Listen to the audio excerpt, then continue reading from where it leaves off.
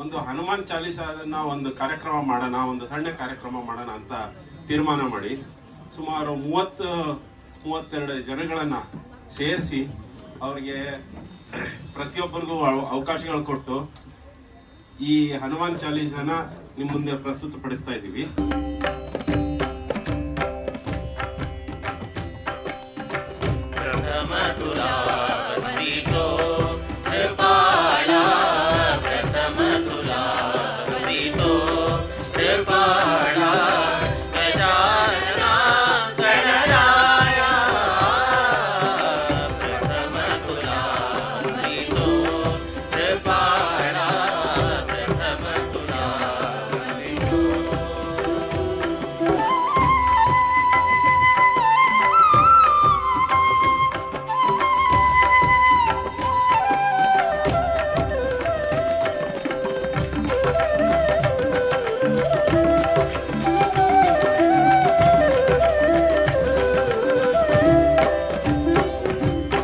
ಹನುಮಾನ್ ಅನ್ನುವಂತಹ ಒಂದು ಶೀರ್ಷಿಕೆಯಲ್ಲಿ ಬಹಳಷ್ಟು ನಿಮಗೆ ಮಾಹಿತಿ ಈಗಿನ ಯುಗದಲ್ಲಿ ಸಿಗುತ್ತೆ.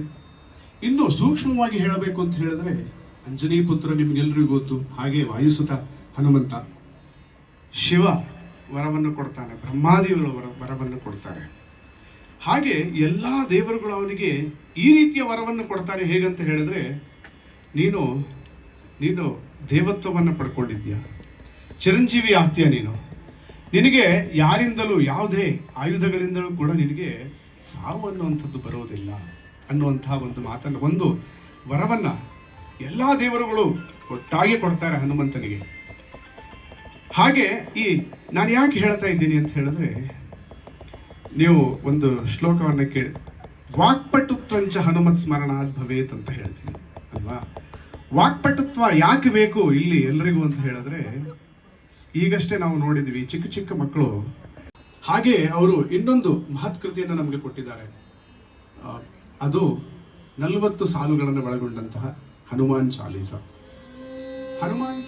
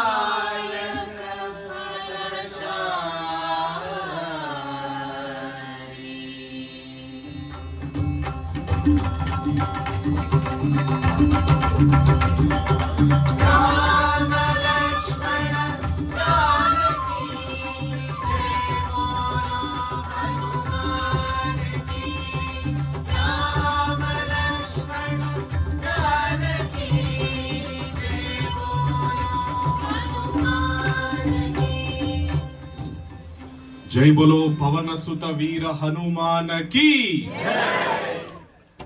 ಭಕ್ತ ಬಂಧುಗಳೇ, ಯಾವುದೇ ಕೆಲಸ ನಿರ್ವಿಘ್ನವಾಗಿ ನಡಿಬೇಕು ಅಂದ್ರೆ ನಮಗೆ ಗುರುವಿನ ಅನುಗ್ರಹ ಅತ್ಯಗತ್ಯ. ಎಂತಹ ಮೊದಲನೇ ಸಾಲು ನೋಡಿ, ನಾವು ಯಾರನ್ನ ಹಾಡ್ತಾ ಇದ್ದೀವಿ? ಆಂಜನೇಯ ಸ್ವಾಮಿನ ಹಾಡ್ತಾ ಇದ್ದೀವಿ.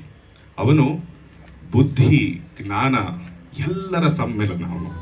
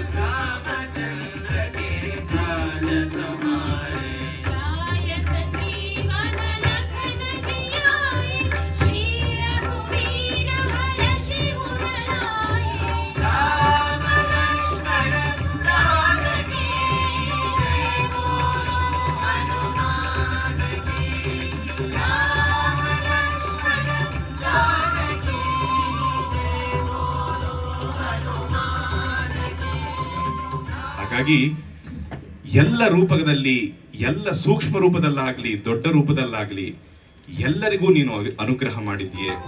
ನಿನಗೆ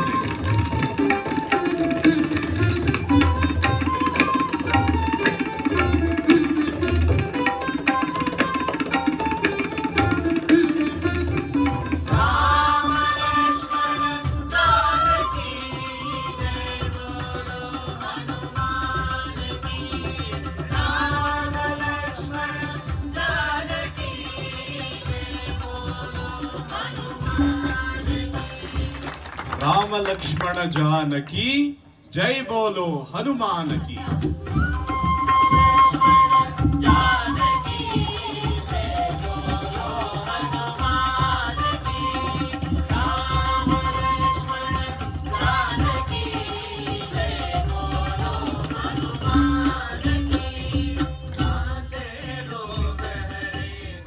ನಮ್ಮಂತಹ ಸಾಮಾನ್ಯ ಜನರಿಗೆ ಕಾವಲುಗಾರನೂ ನೀನೆ.